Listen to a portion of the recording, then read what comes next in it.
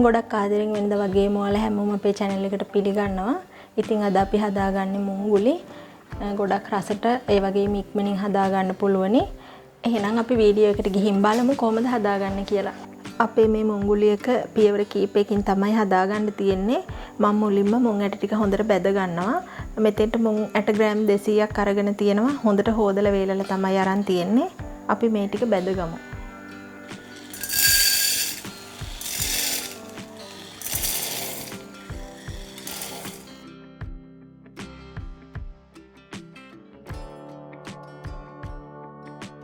මෙන්න මේ විදිහට මුං ඇට වල පාට වෙනස් වෙලා මුං ඇට බැදිච්ච සුවඳකුත් එනවා. අපිට මේක පොඩ්ඩක් ඇට කීපයක් කටට දාලා හපන්නත් පුළුවනි. හොඳට බැදිච්ච ගතිය එතකොට දැනෙනවා. ඔන්න මම මේ වෙලාවේදී ලිප ඕෆ් කරගෙන මේ මුං ඇට එක ටිකක් මෙහෙමම නිවෙන්න දෙනවා. මම මේක බැදගත්තේ ගොඩක් ගින්දර දාලා නෙමෙයි සාමාන්‍ය ප්‍රමාණයට ගින්දර දාගෙන. ඒ නිසා ලිප ඕෆ් කරලත් විනාඩියක් විතර මේක හැඳි ගන්නවා. එහෙම නැත්නම් අපිට පුළුවන් මේ භාජනයෙන් වෙන එකකට මාරු කරගෙන නිවෙන්න දෙන්න. දැන් අපේ මුං ඇට එක හොඳට නිවිලා තියෙන්නේ. මම මේක ග්‍රයින්ඩරේට දාගෙන යන්තම් දෙකට තුනට කැඩෙන ගානට විතරක් ග්‍රයින්ඩ් කරගෙන එන්නම්.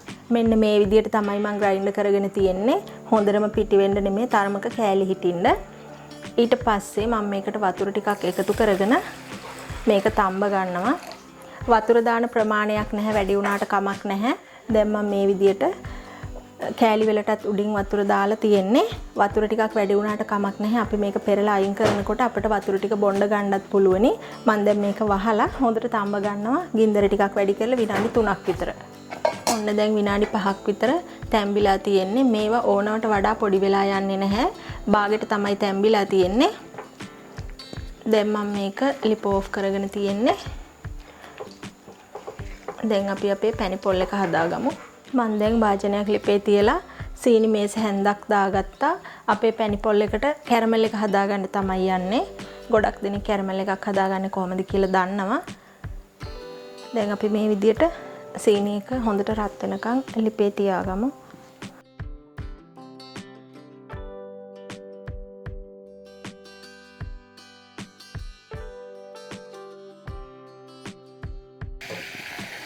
ওই විදියට කළු වුණාම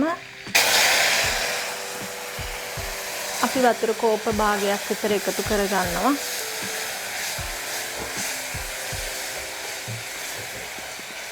ඒකටම සීනි ග්‍රෑම් 200කුත් මම එකතු කරනවා.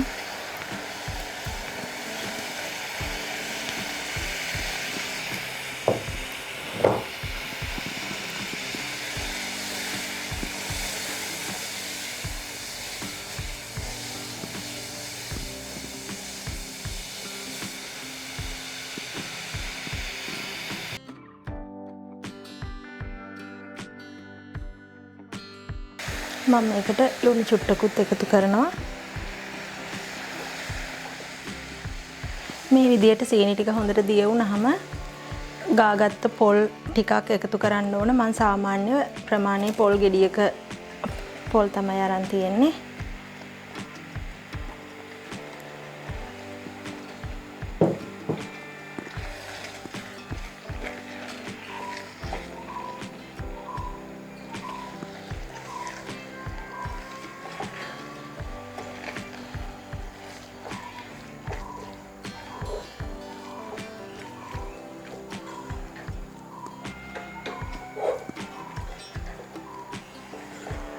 මෙන්න මේ විදිහට තමයි පැණි පොල් එක තියෙන්නේ. අපි දැන් වෙනත් ඒවා හරි ගස ගන්නකොට පැණි පොල් එකේ මෙහෙම දියර ගතියක් තියෙන්නේ නැහැ. අපි මේක පොඩ්ඩක් තෙතට තමයි ගන්නෙ. ඊට පස්සේ අපි කලින් තම්බලා පැත්තකින් තියාගත්ත මුං ඇට ටික මේකට එකතු කරන්න ඕනේ.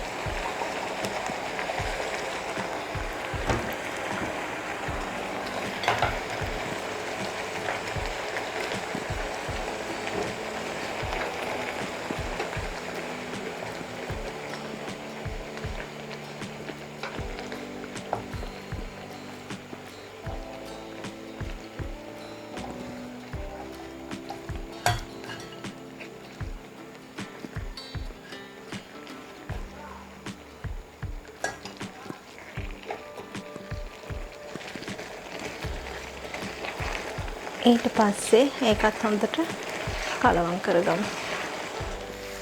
අපේ මිශ්‍රණය මේ විදිහට තමයි තියෙන්න ඕනේ. තෙත ගතිය වැඩි නම් අපිට පුළුවනි මුම් පිටි ටිකක් එහෙම නැත්නම් හාල් පිටි ටිකක් එකතු කරගෙන මේක මේ විදිහට එනකන් හදාගන්න.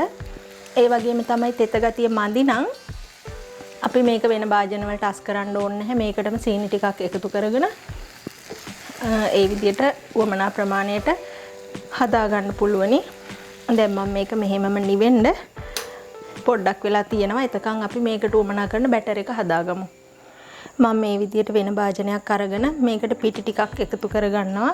ඊට පස්සේ ඒකට උකු පොල් කිරි වලිනුත් මේ විදිහට එකතු කරගෙන හොඳට කලවම් කරගන්නවා.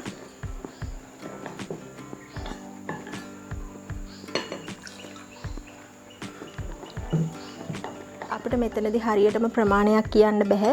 අපි හදාගත්ත මුම් මිශ්‍රණයට තමයි අපි මේ බැටර් එක හදාගන්නේ.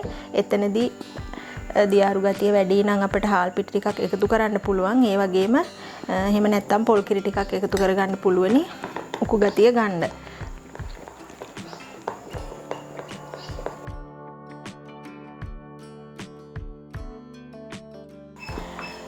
මේ විදියට මෙන්න මේ වගේ ඝනකමක් එන විදියට මම බැටර් එක හදාගත්තා. ඊට පස්සේ ලුණු කුඩු පොඩ්ඩක් කාකුඩු පොඩ්ඩකුත් එකතු කරගන්නවා.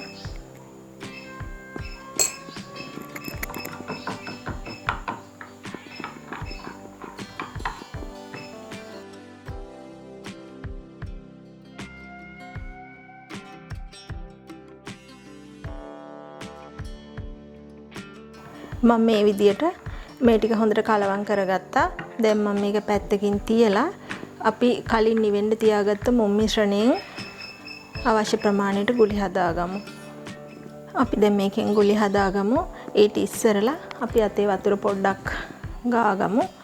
ගාගෙන අපට උවමනා ප්‍රමාණයට ගුලි හදාගමු.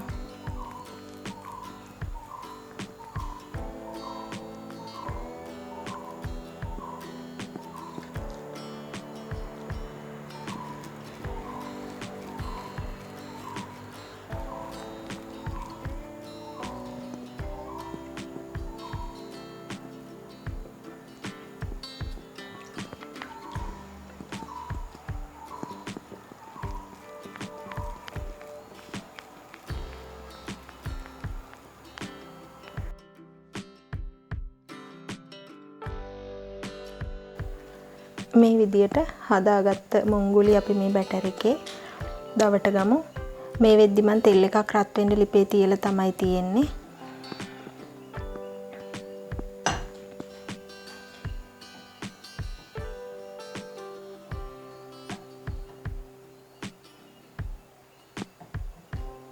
දැන් අපි මේ ටික අරගෙන රත් වෙච්ච තෙල් එකට දාගමු.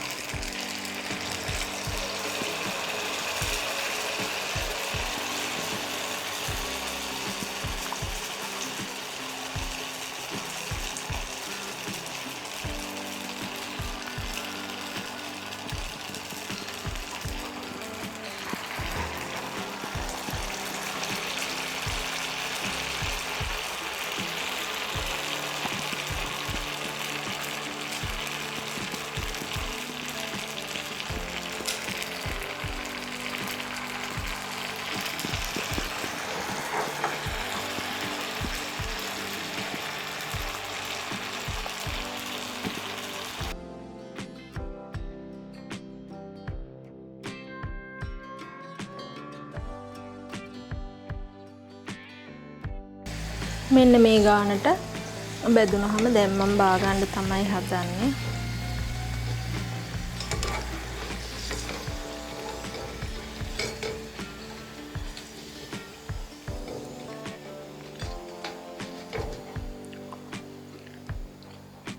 මේ විදියට හදාගත්ත මුංගුලි සේරම ටික බැදගමු. ඔන්න ඉතින් මේ විදිහට ඔක්කොම මුංගුලි ටික අපි බැදගෙන තියෙන්නේ. මේ ළඟ එන උත්සව කාලෙට ඕගොල්ලොත් මේ විදිහට හදලා රස බලන්න. එහෙනම් මේ වගේම තවත් වීඩියෝ එකකින් ආයෙ හම්බෙමු.